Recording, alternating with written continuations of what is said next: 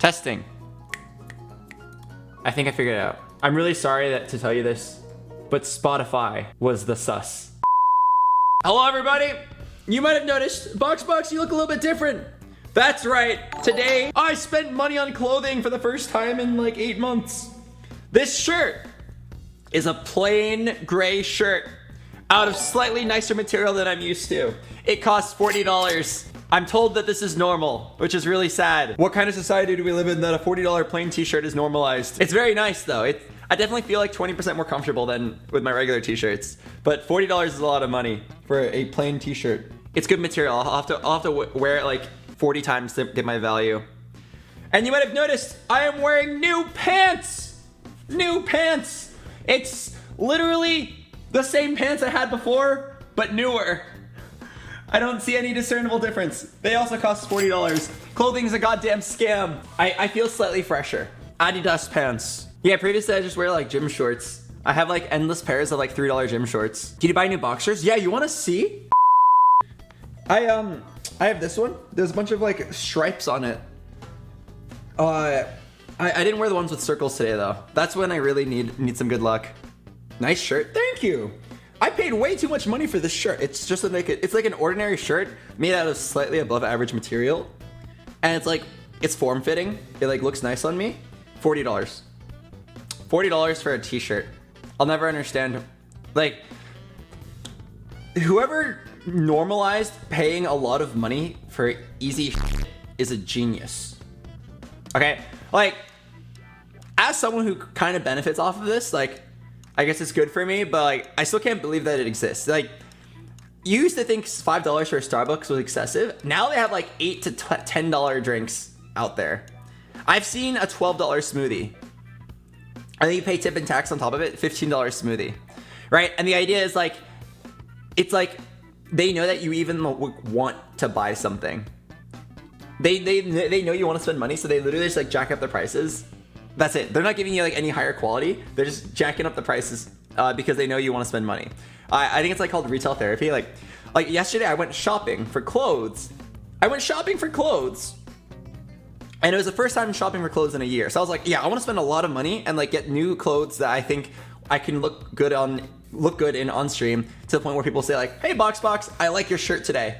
Hey BoxBox, I love the stripes on your boxers. Like, thanks man, I spent a lot of time choosing that out.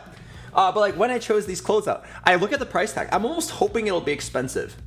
You know what I mean? Like, I'm like, I want to spend $300 on clothes today. I'm almost hoping that it want to be expensive, which is really, it feels really backwards. I want it to be like a really expensive shirt so I can be like, yeah, I paid for this really sick shirt. But then I realized like, if I'm not getting any additional quality for it, isn't that really bad?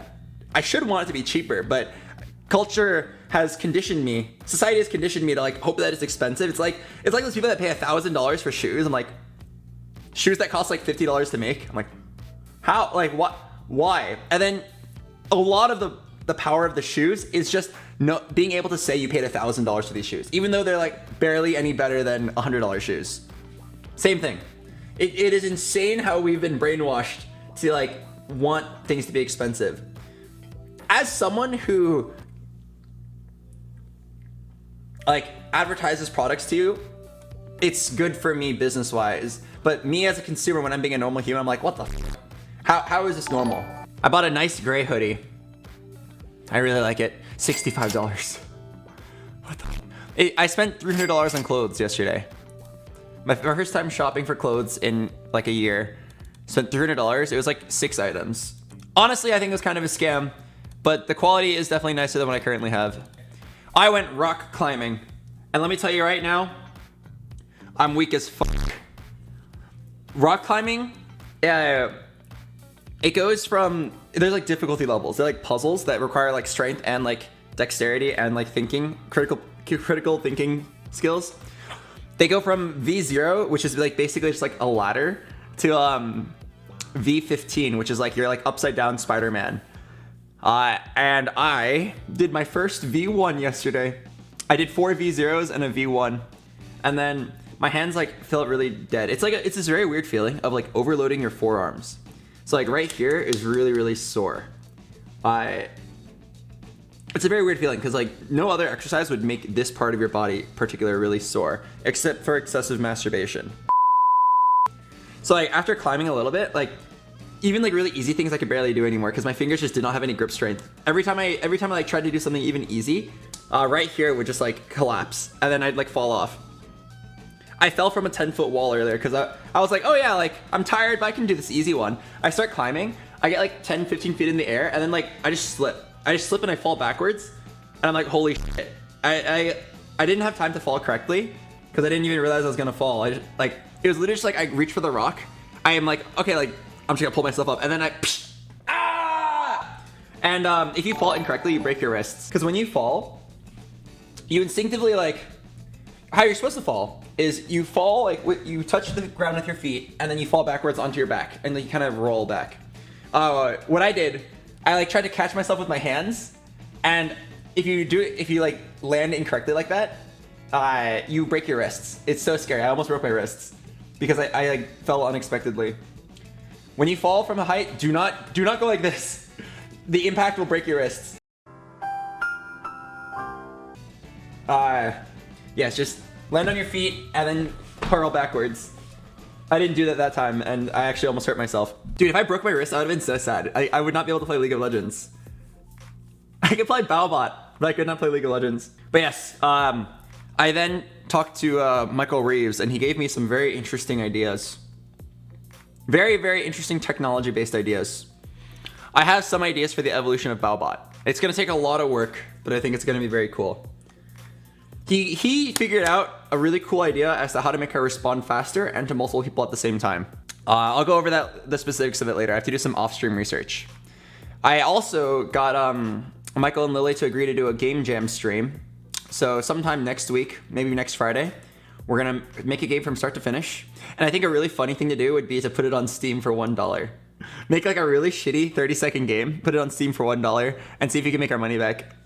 It costs $100 to put a game on Steam. If we can get 100 sales, probably a little bit more than that because Steam takes a cut. Like 150 sales, we can pay for itself. That'd be so funny. Oh, this one is not something I should be proud of, but because I gambled a lot recently, I got a free $60 bonus to play with.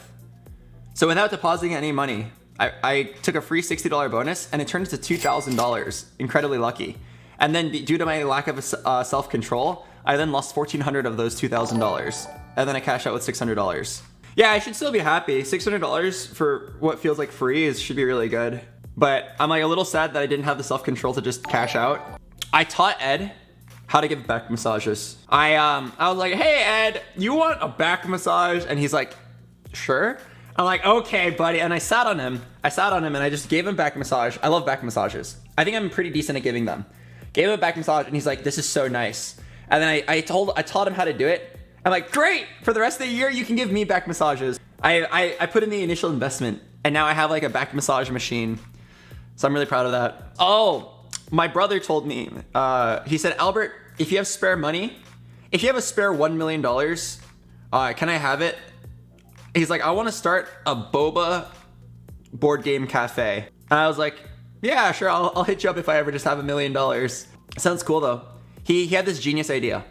You make a boba board game cafe, but you place it right next to like a tech firm because tech firms are where it's at. But you place it right next to a tech firm because I guarantee like those people finish work and like they love shit like that. Software engineers love shit like that where you can just go to a cafe and there's like random cool stuff and cool atmosphere for just $1 million. What a steal. There's probably a guy with $1 million right now who's going to start a rival boba board game cafe in his area. Oh God. I'm so sorry. I'm so sorry, Franklin. I leaked your idea. If I give him $1 million, if I even had a spare $1 million to give him, he better give me like 90% of the profits. I did all the work. I don't know. I feel pretty good mentally. I had a good day off. I'm ready to do something, but I don't know what. Are you actually partnered with Ego Capital? Yes, they sponsor me. It's really weird because they don't ask me to do anything, but they sponsor me. BoxBox, play with your chat? Absolutely not. Playing with my chat sounds like a disaster. Yeah, I can tell you right now what's gonna happen. I'm gonna get like a bunch of people like trying to show off and like do meme builds, and then we're just gonna like have every game thrown. It's gonna be awful. I would only ever play with my chat if there was a very specific reason to, because otherwise I'm like scared of like fishing out for viewers and then getting really annoying ones. I think like 75% of the viewers would be fine. I think 25% of them would make me want to die, and I don't want to run into that. Would you play Bloons? I don't think I played Bloons on stream. I heard the backseating in Bloons is really bad. They're like, what the fuck? Why would you put the magic monkey there? Are you a dumbass? Are you serious? You went 2-4-0? What? Everybody knows you gotta go 4-2-0 on magic monkeys. Holy shit, you didn't even buy the farm. You missed the banana. Like, I hear it gets really intense. Yeah, imagine calling yourself a Bloons TD streamer and you don't even grab all the bananas on the ground. You don't even have 2 banana farms by round 15? Are you kidding me? What? You didn't place your hero at the beginning to accumulate EXP? BoxBox, you forgot the camo detection, you idiot! I hear Bloons backseating goes real hard. Have you tried doing React Andy? I don't like React Andy. Something about it doesn't feel right to me. I'll watch and react to things I find like really cool, like a game trailer for a game I want to play. But I don't like the idea of just like pulling up videos that are meant to bait out reactions and then react to it. You know what I mean? A lot of streamers do this, like including some of my friends, and I like my friends, but I don't like the thing they do where it's like, that bitch Stacy cheated on me. And then it cuts over to Stacy. It's like, yeah, I cheated on him. He deserved it. And it's like, bitch, what?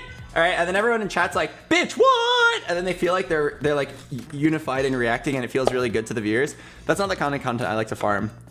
Where you like the video, you put on a video that is meant to bait a reaction out of the streamer, and then the streamer gives exactly that reaction, but just like overhyped, and then the viewer like enjoys it. I think it's really low effort. But then again, like I sit here and do nothing. It's also kind of low effort. I guess the better word is it's just not my style.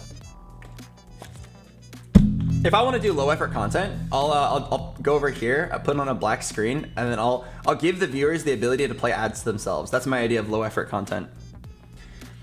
Okay, I'll give you an example. When I first started streaming, when I was 16 years old or so, people would be like, what the fuck, BoxBox? You played 2 ad breaks in a day? Are you kidding me? 2 in a day? Are you that fucking greedy? And then now it's like, yay! It's been 8 minutes. Give me an ad now, Madge. Like, I'm happy to play the ads if people are down to watch them. I'm down to take my paycheck, get my bag. It's just really weird how more normalized it's getting. And then I used to like never see sponsored YouTube content. It'd be like very rare and usually only for big projects. Now like every big YouTuber has every video sponsored, and honestly I don't blame them. It's so normalized that like even me who just like watches videos on occasion at night, I'm like very ingrained to just like skip fast forward 1 minute, or if I'm like just brushing my teeth, I'll just listen to the ad and like not care. And then a lot of my videos are starting to get sponsored too. Like I think 1 in every like 6 videos is sponsored now. But like I literally see people who have 1 in every 1 video is sponsored. I was thinking like if I had every single video sponsored on my YouTube channel, I would literally be able to give out an iPad every stream, and like I wouldn't care. I could literally just be like, all right guys, it's time for the daily iPad giveaway. Woo! Remember to like, comment, and subscribe, and maybe you can win one too. Woo! And then it would just pay for itself. That's the dream. I think people don't care if your videos are sponsored anymore, so I'll take the money. I'll go get my video sponsored. Any sponsors? Mod check. Yeah, MR Beast. Yeah, I'll be MR Box. All right, I'm gonna play an ad break. Oh, really quick though. Something really weird happened yesterday. Timmy randomly was like, Albert, I need all the crypto in your account. I'm like, okay. Here's all of the crypto in my account. And then he sent me like a very large amount of money on PayPal for every single bit of crypto that I had. So I have a lot of money in my PayPal now, but I don't have my crypto. I was holding a little bit of Bitcoin, a little bit of Ethereum, and a lot of Dogecoin. Now I gotta buy it back, but I actually don't know how to buy crypto using PayPal. You can buy it like using your bank, but like something about that's a little scary. I wish I could just use my PayPal. Anyway, I'll figure it out later. I'm gonna play an ad break. I'll be right back. This ad break is to fund Annie's copy of Bloons TD 6.